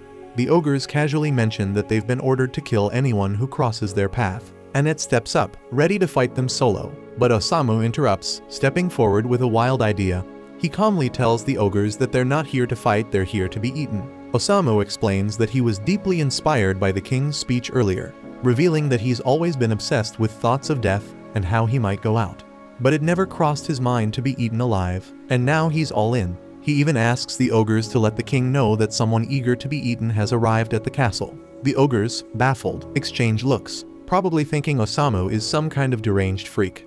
Meanwhile, Osamu grows impatient, annoyed that they're delaying his grand exit. Fast forward, and Osamu and the others find themselves locked in a cell yet again. Annette is desperate and prays for divine intervention, but when nothing happens, she begins to lose faith. Osamu is surprisingly calm and tells her to chill out. Death is just part of the plan, but now isn't his time to go. So he turns to Nurm, instructing him to pick the lock. Meanwhile, the scene shifts to Briard bringing some soup to Tama back in town, only to find her room empty. Back at the castle, Kaibara is flipping through a register, deciding who to eat first. Then the gatekeeper ogres arrive, informing him about the strange human who actually wants to be eaten. Just then, Tama bursts in after having dealt with the gatekeepers, and Kaibara grins with satisfaction. His meal has come to him willingly. Tama suddenly recalls her childhood, sitting on a tree branch, watching as her father trained her brother Leon in the art of fighting. Leon, despite being naturally gentle and hating the very idea of violence, was pushed into learning how to fight.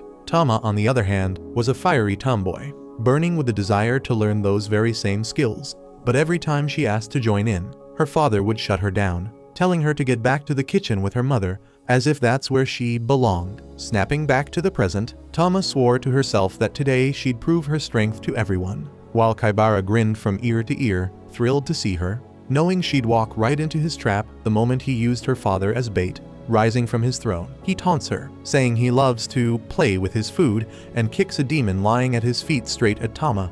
She barely dodges the body, horrified at the sheer power behind his attack, but it was all just a distraction. In a flash, Kaibara closes the distance and unleashes a brutal electric attack on Tama, sending her crashing into the wall. She's stunned because this was her father's ability, so Kaibara starts laughing like the sadistic monster he is, revealing that his secret ability is gluttony, which lets him use anyone's powers after tasting them. And now, he plans to tear her apart using her father's skills before eating her alive. Meanwhile, Osamu and his party manage to escape the prison and navigate the winding halls of the palace.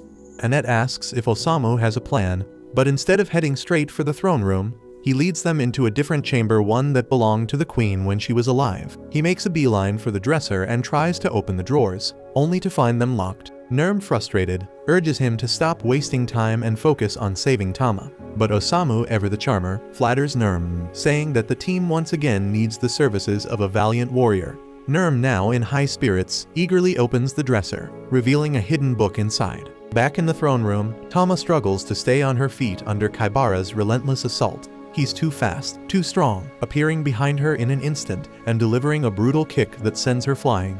And before she can even react, he's above her, driving her into the ground with a bone-crushing elbow. He laughs, mocking her, telling her that her martial arts are nothing but trash and that she'll never be able to defeat him. But as Tama lies there, battered and bruised, she remembers her brother Leon, how he trained tirelessly, never giving up even though he hated fighting. Summoning every ounce of strength, she forces herself to stand again, despite her father's desperate pleas for her to retreat, knowing the gap in their power is too vast. Kaibara, on the other hand, is practically drooling with excitement. Her resilience only makes him more eager to taste her flesh. His twisted mind flashes back to his previous life, where he was a spoiled brat, born into a world of unimaginable wealth. His parents indulged his every whim, showering him with 5-star meals and luxuries. But none of it filled the gaping void inside him. He grew up a sociopath, numb to everything, craving something, anything, to make him feel alive. So one day, he snapped, attacking a maid with a fork just to see what it felt like. His bodyguards had to drag him off her, but thanks to his rich parents, he faced no consequences. His life continued, empty and pointless, as he wandered the city in his Speedo, beating homeless people for sport, thinking they should just build a home if they didn't have one. Luckily for the world, Truck Kun did everyone a favor and sent this psycho to another world. But even here, Kaibara remained a complete maniac. He laughs maniacally, declaring that he'll devour this entire kingdom until there's no one left to consume. He lunges at Tama, jaws wide open, ready to tear into her, but suddenly, his jaws freeze in place, and we see Osamu standing in front of Tama. Kaibara eyes Osamu with a mix of confusion and disdain, wondering who this strange-looking man could be. Osamu then casually insults him, saying Kaibara's story is even worse than Shadowhunter's, a low blow that clearly gets under Kaibara's skin. Kaibara gets ticked off by this and tries to snap at Osamu with his jaws, but to his shock, he finds his jaws unable to move. Confusion washes over Kaibara as he starts wondering why his instincts are screaming at him to back off from this guy. Just then, Annette and Nurm show up, backing up Osamu and declaring that he's here to dish out some divine punishment. They tell Osamu to write a story about Kaibara and send him packing back to his original world. But Osamu, being the absolute legend that he is, flat out refuses. He dismisses Kaibara as a waste of ink, saying his story is so pathetic it doesn't even deserve to be written. This sends Kaibara into a full-blown rage, and he unleashes his lightning strike, blasting everyone away and vowing to kill them all before feasting on the princess. Meanwhile, Tama is struggling to get back on her feet, guilt-ridden and blaming herself for the injuries her friends have sustained. But Osamu, cool as ever, doesn't even flinch. He hands Tama a stack of pages, telling her that this story is dedicated to her. As she grabs the book and flips through the pages, they begin to glow and lift into the air, swirling around her like a protective aura. Kaibara is still fuming and tries to zap Nurm with another thunderblast, but Annette steps in, blocking the attack with her shield, questioning whether Osamu's abilities work on ordinary people too. Osamu then turns to Tama, praising her resilience and kindness, acknowledging how she was willing to sacrifice herself for the happiness of her friends. He explains that her attempts to take on her brother's role and help her father move on from his death were noble but ultimately unrecognized. Osamu tells her that she has two choices. She can either become the ideal princess her father wanted or step into her brother's shoes as the prince.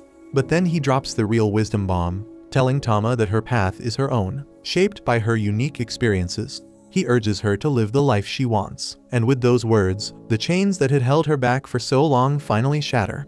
And for the first time, Tama truly feels free. Then a bright golden glow radiates from Tama as the crest of the divine beast appears on her hand, flooding her with a surge of energy. She stands tall once again with her resolve unshaken, while Kaibara sneers, turning to mock her. He quips that if this were some cliché anime or manga, she'd probably beat him now and waltz off into a happy ending. But since this is real life, he assures her, none of that is going to happen. He promises that she and her friends will die right in front of her, and he'll savor every moment as he devours her alive in front of her father. Tama, though, isn't rattled by his twisted threats, while Osamu casually lights a cigarette and tells Kaibara to give her a shot because he might just be shocked by how strong a modern, independent woman can be. Without a second's hesitation, Tama rushes at Kaibara, who tries to electrocute her away, but she expertly finds an opening and lands a punch that sends him reeling. Stunned by the unexpected blow, Kaibara barely has time to recover before she headbutts him like a charging ram, knocking him off balance. The infuriated Kaibara then tries to unleash a massive attack, but Tama is already in the zone, activating a special ability known as 100 Fangs, which slashes through Kaibara's body with relentless precision, and he drops to the ground, dead in his own pool of blood. Then the exhausted Tama collapses as well, and her father rushes to catch her while Annette hurries to heal her. Then Osamu strolls up to the king, handing him the book that belonged to his wife. The king is deeply grateful and thanks Osamu for his help, but Osamu, ever the cool-headed writer, tells him to thank his daughter instead. She was the one who did everything. He merely penned a story he found interesting. But just when they think it's all over, Kaibara's body starts to levitate, rising into the sky as it undergoes a grotesque transformation. He resurrects as a monstrous centipede demon abomination. Even Kaibara himself is startled by what's happening, but then he remembers he secretly had consumed the flesh of the previous demon king when they killed him. That dark act has now turned him into an even more powerful demon, far stronger than before. The king watches in despair, wondering if this is truly the end, as Tama lies exhausted and unable to fight. Just as Kaibara prepares to strike, his head is suddenly cleaved clean off by a swift blade. Everyone's eyes widen in shock as the daughter of the previous demon king Waldelia steps into view. The entire room freezes in shock, the king himself wondering what on earth is going on today. Waldelia, however, pays them no mind and walks straight up to Kaibara's twitching body. And when he recognizes her, he starts mocking her, bragging that her father was a tasty meal. This enrages Waldelia, and without hesitation, she channels a powerful dark magic beam that not only obliterates what's left of Kaibara's head, but also blows a massive hole through the castle's roof, leaving no trace of the abomination behind. Tama and the others immediately brace for another fight, expecting Waldelia to turn on them, but Osamu, unbothered by the chaos, casually appears behind the demon princess and asks if she feels better after her revenge.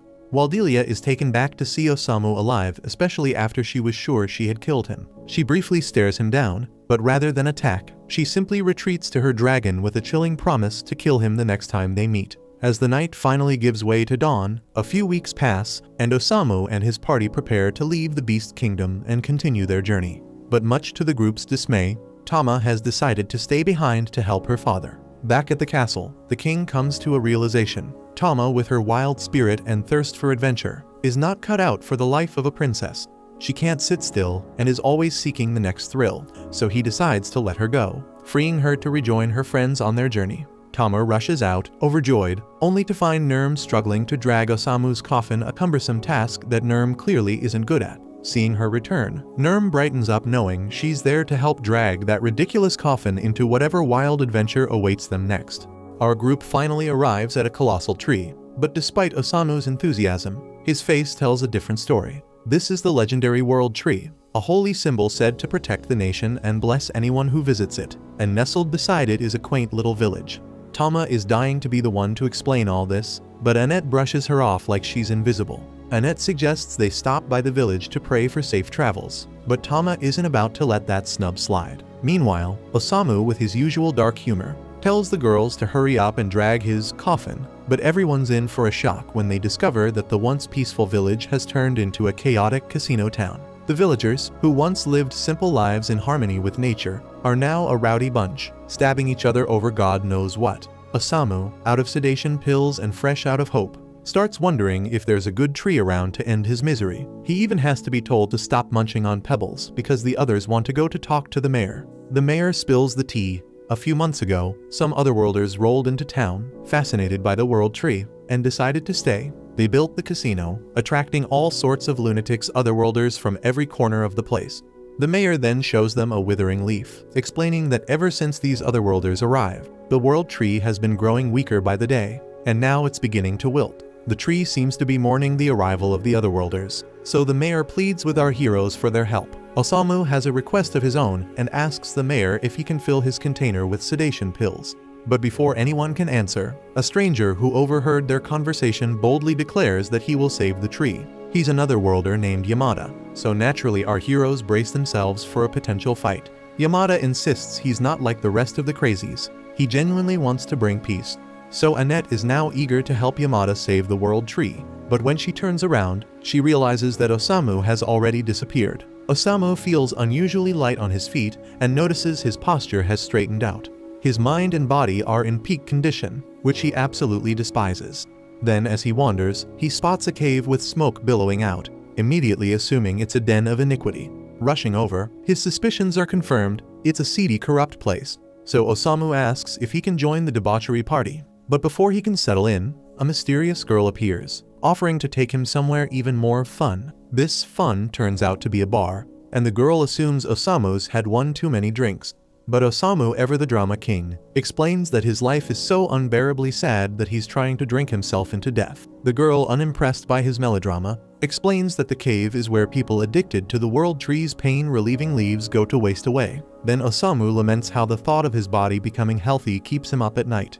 So the girl offers to help him fall asleep, claiming all he needs to do is watch her dance. Osamu is skeptical about that, but she tells him to just watch, so he agrees. As she dances, Osamu finds himself lulled into a rare moment of peace, calling it a pleasant night. Meanwhile, Annette is losing her mind, wailing like a banshee as she frantically searches for Osamu. Her horror peaks when the girl from the bar, carrying a passed-out Osamu, shows up at the mayor's house.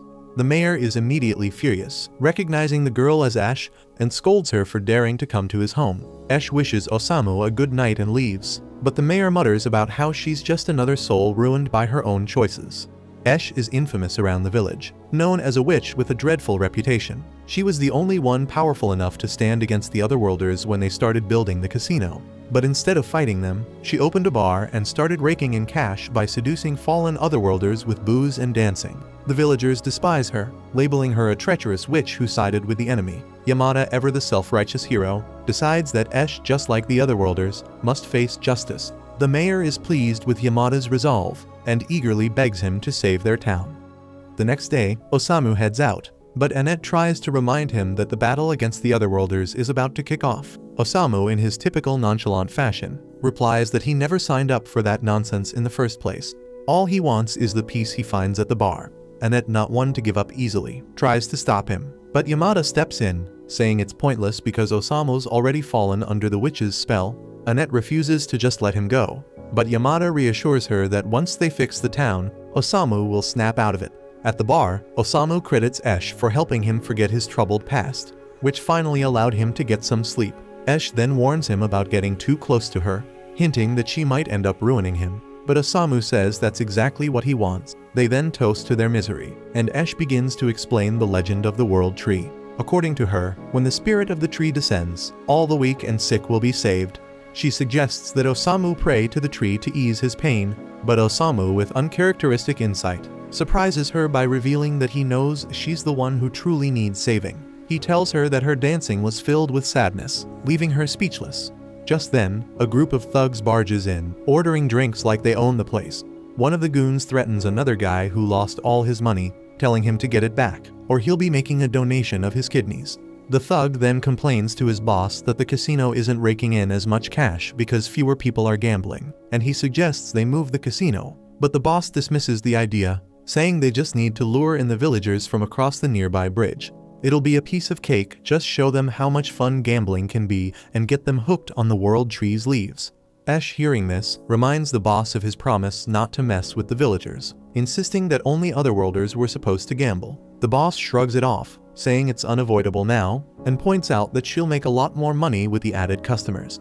But Esh, not caring about the cash, fires back, reminding him that she paid him a hefty sum in protection money to keep his hands off the villagers across the bridge. The boss completely ignores her and orders his goon to start hooking some of the villagers on the leaves. So Esh tries to stop him, but he coldly tosses her aside. Osamu then goes to Esh and says, "Women like you shouldn't be called witch, because you're actually an angel." Just then, the ground trembles and the thugs are shocked to discover that part of their casino has been destroyed.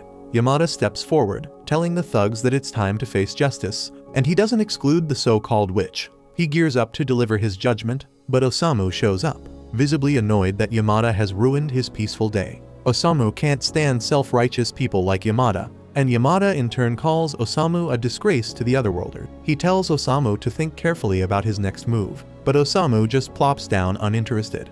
Osamu has never respected anyone who tries to lecture him, and he isn't the type to listen to a lecturer either. Determined to show Osamu what righteous behavior looks like, Yamada takes down all the thugs in one swift move, his power of judgment erupting like a force of nature. The thugs, realizing they're no match for him, decide to flee. Esh then thanks Yamada for saving the town, and Yamada feels a sense of satisfaction, thinking she has finally come to her senses.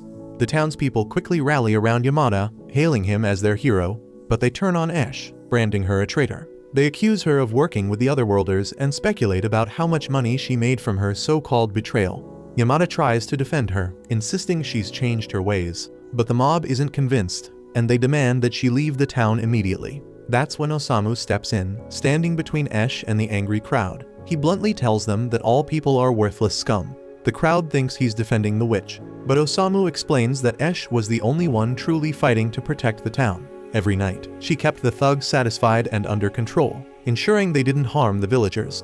Without her efforts, the thugs would have turned on the townsfolk long ago. So Osamu declares her the true savior of the town and shames everyone for throwing rocks at her. Despite his words, no one believes him, and Esh, with a resigned expression, tells the crowd it's okay. She apologizes as she leaves, and the townspeople celebrate, thinking they've successfully driven the witch out. But Yamada is horrified, realizing the gravity of what just happened.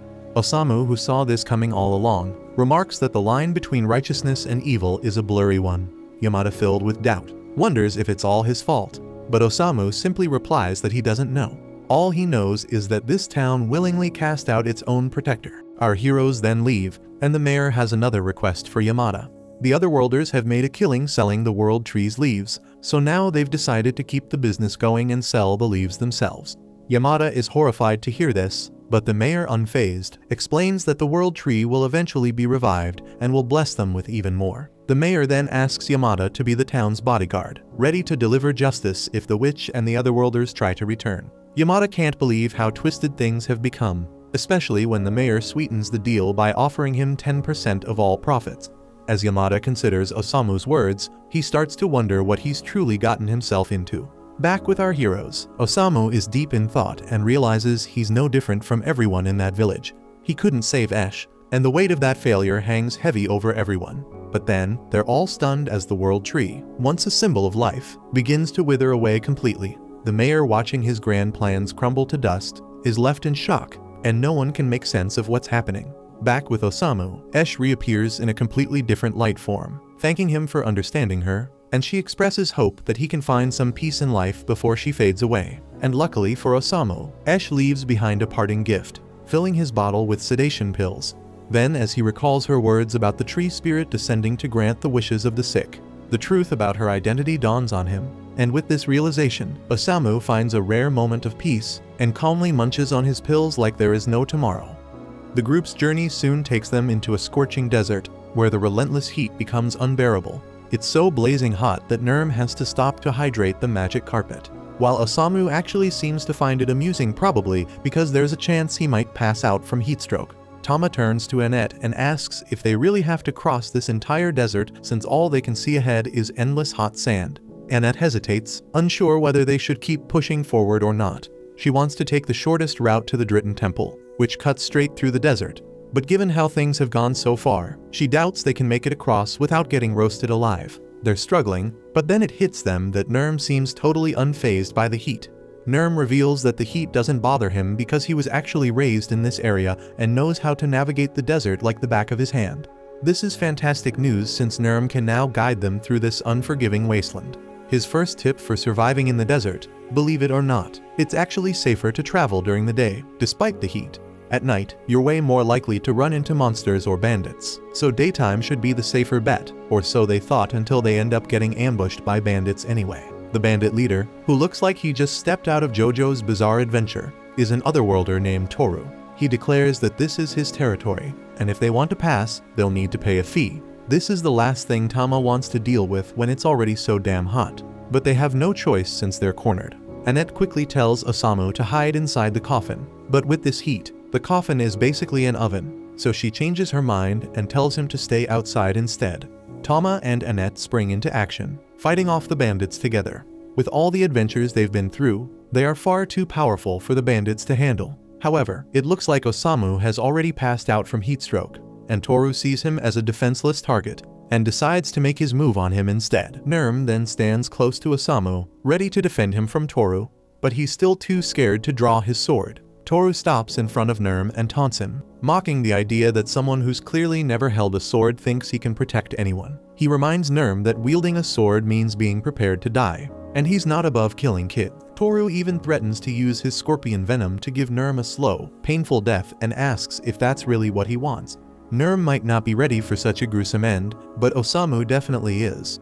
Osamu, half delirious from the heat, starts inching up Toru's scorpion, practically begging for that excruciatingly painful death. Toru is weirded out by Osamu's bizarre request, but assumes Osamu thinks he's bluffing about the poison. To prove he's not, Toru stabs Osamu with the scorpion, pumping him full of venom. Any normal person would be writhing in agony by now, but instead, the scorpion keels over and dies after injecting Osamu. Osamu, looking disappointed, mutters about still being alive, while Toru is left devastated over his dead scorpion. So Toru is now enraged and charges at Osamu, ready to make him pay. Nurm, still paralyzed with fear, doesn't draw his sword and just stands there as Toru moves in to smash Osamu's head. But just before he can, a beast's howl echoes through the desert. Toru's gang recognizes the sound of a desert wolf and knows they need to get out fast. So Toru reluctantly orders a retreat, swearing vengeance for his scorpion.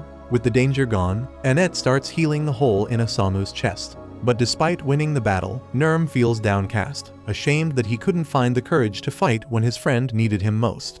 Tama steps over, trying to lift Nurm's spirits, saying it's not a big deal if he was too scared to act this time, he can just step up the next time they're in a fight. After Annette finishes healing Osamu, Nurm apologizes for not being able to protect him. Nurm is beating himself up, calling himself a coward, but Osamu steps in and reassures him, saying it's not his fault.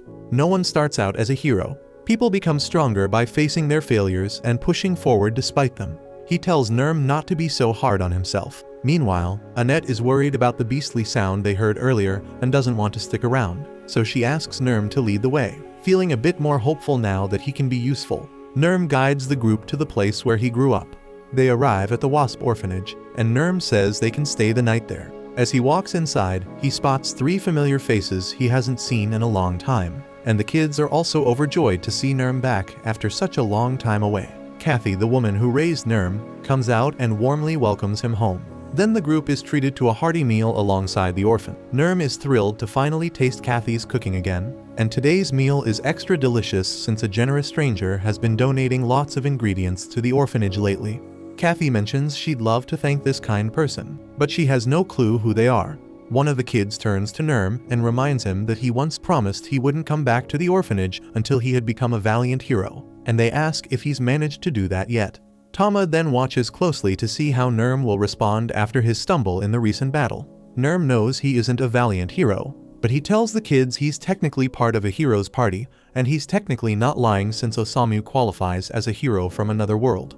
Osamu, however, quickly denies being any kind of hero, saying he's just an author who writes stories, so the kids get excited and beg him to tell them a story. Osamu is game and is about to launch into one of his famously depressing tales. But Kathy quickly intervenes and insists no one is traumatizing the kids before bedtime. Later that night, with all the kids finally asleep, Annette comments on how adorable they are. But suddenly, the eerie sound of the monster from earlier fills the air, and this time it sounds dangerously close. Kathy rushes out, clearly shaken. and tells them it's the howl of a wolf that's been terrorizing the area recently. The sound of its howling nearly scares Kathy to death every night, so she worried sickly about the children's safety by locking the door and firmly warns everyone that if they want to make it through the night, they need to stay inside no matter what. Meanwhile, Osamu, being his usual unpredictable self, is out on a casual night stroll and stumbles upon the aftermath of a gruesome massacre. Now, if this were a horror movie, the smart move would be to turn around and pretend he never saw anything. But Osamu, thinking this might get interesting, decides to press on. Back at the orphanage, everyone seems to have fallen asleep, and nobody has noticed that Osamu is missing yet. Tama then, in her sleep, accidentally punches Nurm square in the face, jolting him awake. As he blinks in confusion, he spots a shadowy figure lurking outside the window. Remembering Kathy's warning about the wolf prowling the area, Nurm feels a wave of fear, but he's determined to protect everyone. He grabs his sword and heads outside to check if anything's amiss. As he ventures out, Nurm bumps into a man carrying a basket of vegetables. At first, he thinks the guy might be a thief, but the man insists he wasn't doing anything shady, even if his face screams otherwise. Nurm quickly realizes that this must be the mysterious person who has been secretly delivering food to the orphanage. He asks the man why he doesn't just deliver it openly, mentioning that everyone would love to thank him. The man says he doesn't need any thanks. He's content just watching the kids' happy faces from the window, which is admittedly a bit creepy, but also kind of sweet in a weird way. So seeing his intentions aren't bad, Nurm invites the man to come and sit with him. The man asks why he hasn't seen Nurm around the orphanage before today, so Nurm explains that he's been traveling, but he grew up here after his parents passed away when he was younger. He then points out the sword nearby, which once belonged to his father. Nurm shares his dream of becoming a hero worthy of wielding that sword, so that the other kids from the orphanage can be proud to have him as their big brother, even though he sometimes struggles to find the courage to pursue it. The man's eyes well up with tears at Nurm's story, and he tells Nurm he's a great kid. But Nurm just shakes his head, saying he doesn't think there's anything special about himself. To lift his spirits, the man asks if Nurm could share some stories about his travels so far. Nurm is happy to oblige, and they start swapping tales. All the while, Osamu lurks in the corner, scribbling notes because he finds Nurm's story quite compelling. Nurm and the man chat through the night, and as the sun rises, the man gets ready to leave. But before he goes, Nurm invites him to join them for breakfast, saying everyone would love to meet him. The man appreciates the offer, but insists that supporting them from the shadows is enough for him, and besides he doesn't feel he deserves their thanks. Nurm then senses a bit of sadness in the man and wants to cheer him up, so he asks if he has some more free time to spend. The two head out into the desert, and with the man's keen sense of smell, they quickly track down an oasis. Together, they gather all sorts of crops for the orphanage. Meanwhile, back at the orphanage, Osamu has reached his limit with the kids' antics and decides to retreat back into his coffin to avoid them. Annette and Tama find this absolutely hilarious, but then they hear a noise outside. So they open the door and are stunned to see a pile of fresh food waiting on their doorstep. Later that day, Nurm is worn out from all the hard work he's been doing all morning. But he's feeling pretty good about himself for gathering so much food for the orphanage and spending time with the man. A bit later, Kathy bursts into the room with awful news. Nurm was expecting to hear about the mountain of food that had been delivered, but instead, she tells him that one of the kids, Nate, has been kidnapped by Toru's gang. Toru is right outside, threatening to hurt Nate badly unless the orphanage pays up.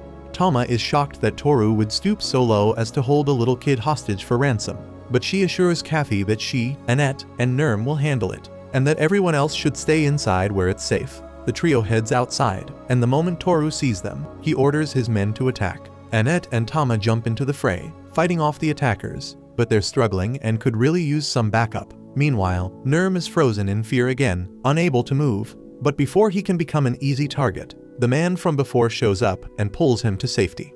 Nurm is in tears, overwhelmed by his own cowardice, knowing Nate is in danger, but his body just won't respond. The man flashes back to a time when he too failed to protect someone he loved, and he's not about to let history repeat itself with Nurm. He turns to Nurm and tells him he will take care of everything from here on out. He confesses that he's an otherworlder and back on Earth. He lost someone dear to him because he was too weak, but here in this world, he finally has the power to protect what matters. The man then transforms, revealing that he is the very wolf everyone in the area has been fearing, and without hesitation, he launches himself at Toru and his gang. The moment they realize the wolf is upon them, Toru drops Nate and starts to run for his life, but the man now in his wolf form isn't about to let Toru get away so easily. Scum like Toru had robbed him of everything. So with his newfound strength, the man is ready to finally exact his revenge for a lifetime of suffering at the hands of people like Toru. Nerm understands the immense pain the man must have gone through, but he also realizes that if the man actually kills Toru, he will never be the kind person he once was. So Nerm finally musters the courage to draw his sword and steps in front of Toru to stop the man from delivering the killing blow. Toru tries to seize the moment to escape, but the man, driven by rage, continues his pursuit and destroys Toru's new scorpion bike. Just as the man is about to finish Toru off, Nerm blocks his path again and drops his sword, appealing to the man's sense of humanity. This is enough to break through the man's bloodlust, and he snaps back to his senses, ashamed of how monstrous he had been acting. Nerm then extends a hand to the man, telling him it's okay, and they all head back into the orphanage to hear his story. The man reveals he had been alone for a long time, having lost his parents at a young age, but one day a kind boy reached out to him and showed him the warmth of friendship. But those happy days were short-lived. The boy was cornered by bullies and beaten down. The man witnessed the whole thing but knew he was powerless to help. So he turned away and wheeled himself out of their right when Truck Kyuan struck. Osamu's ability activates, and he comments that although he thinks the man acted cowardly, he is still kinder than most people. Even with the power of his gift, the man chose to use it to scare off evildoers rather than succumbing to the darkness. The man realizes he is being called back to Earth and expresses his gratitude, saying he's glad he got to meet everyone. Moments later, he vanishes and wakes up back on Earth, just as Truck Kyuan begins to leave. Looking up, he sees the kind boy coming over to check on him. Overwhelmed, he breaks down in tears, thankful to see his friend again. Back at the Demon Lord's castle, one of the 7 evil heroes learns that Kaibara was slain during his attempt to take over Grun, and another of their number, Sengoku, is struggling in the desert against the dwarven strongholds. They had made the mistake of underestimating the dwarves' allies from Helsahan, and he begrudgingly admits that the so-called Wizard of Hurricanes is truly a force to be reckoned with. We cut to the desert, where a bloody battle is raging, and the dwarven forces are fighting fiercely. The priests are present to lend their support, but Wolf seems more concerned with the fact that he's out of booze. Usha, exasperated, asks him how he can think of drinking at a time like this, but Wolf dismisses her concerns, telling her to stop being so uptight. Usha grabs him by the collar, reminding him that he is supposed to be in charge of this nation and should act like it. But Wolf corrects her, saying he never agreed to be the leader. The people had decided to make him their leader, even though he's just a priest, and now he's expected to fight a fallen hero. As the fallen hero's army launches a full-scale attack, Usha pleads with Wolf to do something before the city is destroyed. Wolf reluctantly agrees and asks the dwarf General Doraine to help lure the enemy to the east as part of a plan. But Doraine dismisses Wolf, declaring he has no intention of following orders, and instead charges at the enemy head-on with his axe. But despite his defiance, Doraine still ends up luring the lizardmen to the east, just as Wolf had requested. With the lizardmen drawn away, Wolf instructs Usha to stand back, warning her that he's going to have to get serious with his magic. With the main enemy force now isolated, he summons a magic circle beneath their feet and conjures a massive hurricane that shreds them to pieces. So the brutal attack forces the fallen hero to retreat with his remaining troops. Wolf turns to Usha with a calm smile and tells her they've won the battle for today. But as Wolf begins to walk away, Usha's eyes widen as she spots a figure floating inside the swirling hurricane. So she stares in shock, realizing that it's Osamu caught in the magical storm. After everyone returns to the city, a party is held to celebrate their victory against the fallen hero. Doraine is given a seat of honor for his great contributions to the battle, and Wolf also has a seat of honor. Taking his place, Wolf thanks all the dwarves for their hard work, especially Doraine. Doraine acknowledges that Wolf did a good job as well, even if he is an elf. But despite their differences, the two seem to share a mutual respect, and the celebration continues. In the background, Tama and Nerm are seen stuffing their faces with as much food as they can, while Usha watches them with a smile. She hadn't expected to run into Annette and the others anytime soon, so she is surprised to see them here. Annette explains that her group got lost in the desert, and before they knew it, Osamu had been swept up in a sand hurricane. Usha asks how Osamu is doing, and Annette assures her that he's fine. He only suffered minor injuries because he was mostly protected inside his coffin, though Osamu doesn't think of it as a blessing since he ended up surviving because of it. And to make matters worse, his precious coffin was destroyed, but Annette promises to buy him a new one as soon as she can. Wolf then approaches to apologize to Osamu for accidentally catching him in his hurricane and nearly killing him. But Osamu is more annoyed that Wolf couldn't finish the job properly. Meanwhile, it turns out Wolf has a familiar of his own, and Milos is completely smitten with it. Wolf asks Osamu to forgive his mistake, reminding him that they are in the middle of a war, but Osamu and the others seem confused, having no idea a war is even happening. So Usha offers to explain the situation. She informs them that their nation is currently under attack by one of the 7 fallen heroes. And as soon as Tama hears about the fallen hero, she proudly declares that she was the one who defeated the fallen hero who attacked Grun. Wolf has a hard time believing that Tama actually managed to pull off something like defeating a fallen hero, which ticks her off. She insists that her party is strong and shouldn't be underestimated. To back her claim, she mentions that Osamu has the ability to send otherworlders back to their original worlds. Wolf, however, is unfazed, saying he already heard about it during a church meeting, and in his opinion, such an ability is unnecessary. No matter what powers the otherworlders possess, Wolf is confident he can outclass them with his magic. So he tells them he doesn't need their interference and to leave the fallen heroes to him. As he walks away, Tama mutters, asking if Wolf is really strong enough to justify being such a jerk. Usha, however, confirms that Wolf actually is that powerful, and he's known as the Wizard of Storms, one of the strongest mages in the entire world. Even the fallen heroes would struggle to withstand his incredible magic. Meanwhile, back at the Demon Lord's castle, the Dark Knight returns, much to the surprise of the other evil heroes, who never expected him to be forced into retreat. He brushes it off, stating it's no problem because he plans to fight in the battle personally tomorrow, and this time he is confident he won't lose. One of the other heroes, however, suggests it might be better to let the women handle this battle since they're much better suited for it. As we see a close-up of one of the women's hands, there is a rope around it, similar to the one Osamu has, implying she is Sachin. The other woman, busy making origami, is asked if she's ready to fight. She stares back blankly, silently agreeing to join the battle. Back at the dwarf village, Osamu takes a walk with Milos, who is feeling depressed after being rejected.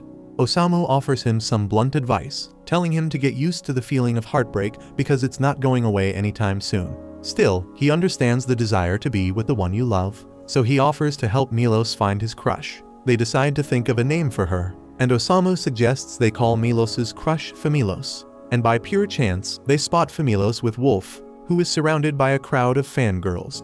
The women fawn over Wolf, offering to take turns with him, but Wolf turns them all down for today and walks away. Osamu remarks that Wolf seems to be quite popular with the ladies, unlike Milos. However, he encourages Milos not to give up on courting Familos, reassuring him that persistence might eventually win her over. Osamu and Milos then continue to follow Wolf and Familos until they arrive at an old house, where Wolf knocks on the door. There's no answer, and Wolf accepts that the woman inside doesn't want to talk to him at the moment. He tells her that he must continue with the war, but once it's over, he promises to come back for her. Osamu is taken aback, surprised to see that even someone as popular as Wolf has his own complicated love story. Not wanting to intrude any further, he decides to leave with Milos, quietly departing from the scene soon after. The next day, Doreen receives word that the enemy is attacking again, and it's time to head to war. Tama eagerly gets up, saying she wants to fight too, but Doreen tells her there's no need. He reminds her that she and the others are guests and insists she let him handle it.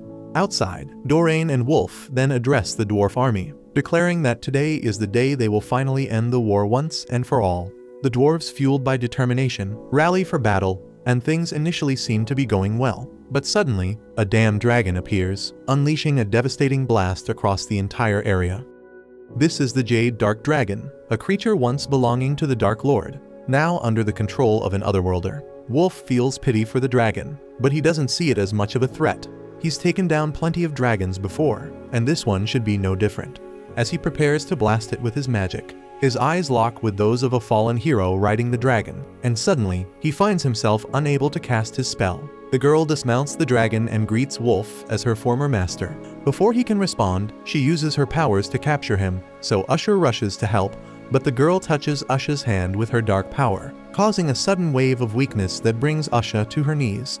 The girl coldly states that she'll be back to kill Usha later, but for now, she has business with Wolf, so she mounts the dragon again and flies away with Wolf in her grasp.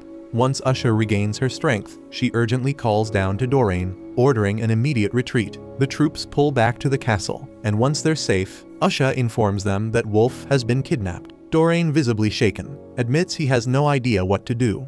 Wolf was the backbone of their defense, and without him, the troops are in disarray. and the castle walls will soon be breached. As everyone scrambles to find a solution, Osamu points out to Milos that Familos is broken-hearted over the loss of her master. He suggests that this might be the perfect opportunity for Milos to use her heartbreak to win her affection. With a plan forming, they decide to set off to rescue Wolf. And to learn more about him, Osamu and Milos head back to the old house they saw him visit before. Hoping to uncover some details about Wolf's past, Osamu knocks on the door and asks to speak with the woman inside. After a few tense moments, the door creaks open, and an old lady steps out. So Osamu realizes there might be more to Wolf's story than he initially thought. Then we see Wolf waking up, bound in front of the Dritten Temple. The girl Yuriko is there, and it's clear she has many memories of this place, having practically grown up there. Then, as the temple guards realize there's an intruder, they rush out to confront Yuriko and rescue Wolf. However, given Yuriko's power, their chances of success seem slim. As Yuriko prepares to kill the guards, she thanks Wolf, explaining that it's because of him she was able to fully master her abilities.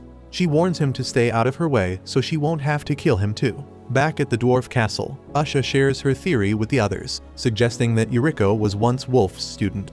She mentions that Wolf used to be very passionate about training otherworlders, but one day he abruptly stopped and turned to alcohol to drown his sorrows. While she isn't certain if Yuriko is the reason behind Wolf's behavior, she emphasizes that their top priority is rescuing him, so she urges Doreen to send soldiers to aid in the rescue.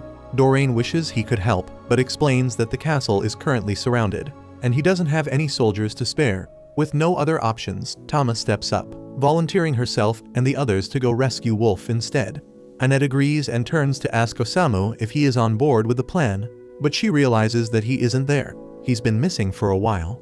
Just then, Osamu walks into the room carrying the old lady they met earlier, causing quite a stir. Annette is visibly upset, tears in her eyes because Osamu has never carried her like that before. By the next morning, the team is ready to depart for the Dritten Temple to rescue Wolf. Doreen apologizes for not being able to send any soldiers with them, but Tama reassures him, saying it's fine since he crafted new equipment for everyone.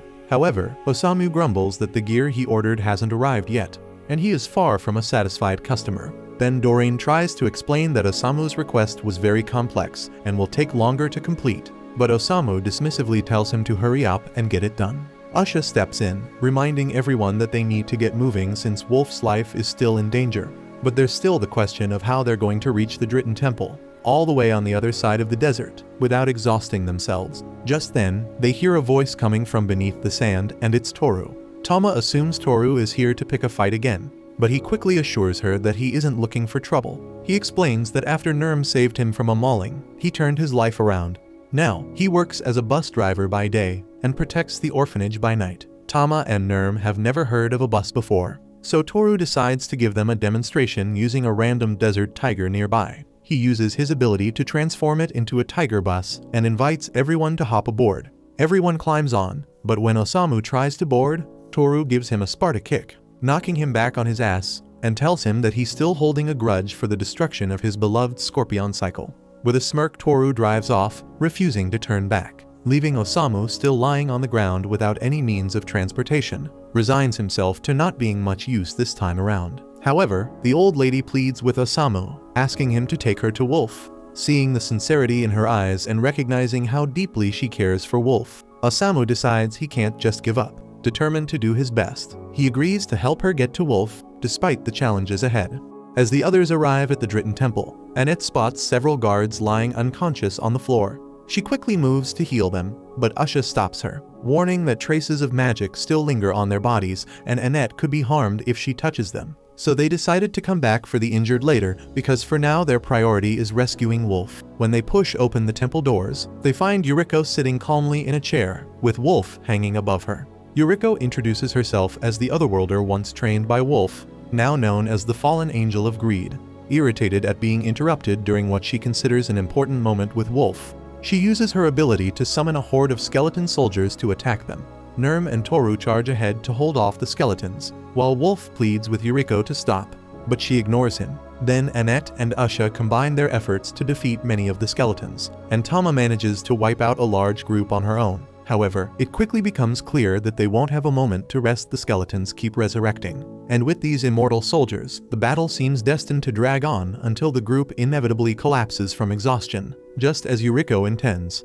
The group starts to get overwhelmed, and Usha is knocked over from behind. As she gets back up, she confronts Yuriko, asking what could have happened between her and Wolf to drive her to such lengths. Usha knows better than anyone that Wolf is a passionate and dedicated teacher, and she can't understand why Yuriko would hate him so deeply. Yuriko then flashes back to when she first arrived in this world, and then she was practicing her abilities in the garden when Wolf approached from behind.